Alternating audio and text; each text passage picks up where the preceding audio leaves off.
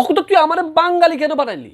তুই আমার বাংলাদেশে না পাঠাই আল্লাহ, তুই আমার চাইলে আমেরিকায় পাঠাতে পারতি না, কানাডায় পাঠাইতি, মেক্সিকোতে পাঠাইতি, জার্মানিতে দিতি, ফ্রান্সে পাঠাইতি।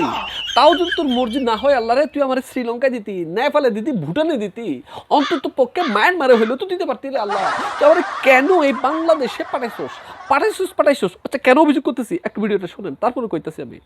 আমাদের যুবকদেরকে আমরা বেকার ভাতা দিয়ে অপমানিত করতে চাই না। A few moments later. চাকরি দিতে যদি না পারি তো বেকারদেরকে আমরা বেকার ভাতা দেবো।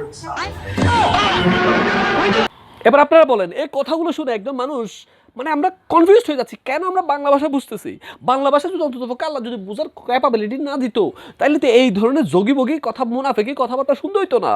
তাদের দলের প্রধান বলতেছে আমরা বেকারদের অসম্মান করব না বেকার ভাতা দিয়া, আবার গোলাম পরোয়ার বলতেছে কি কইতাম বলেন? আপনারা চাইলে আপনাদের মতামত দেন এবং ভিডিওটা শেয়ার করেন চাইলে।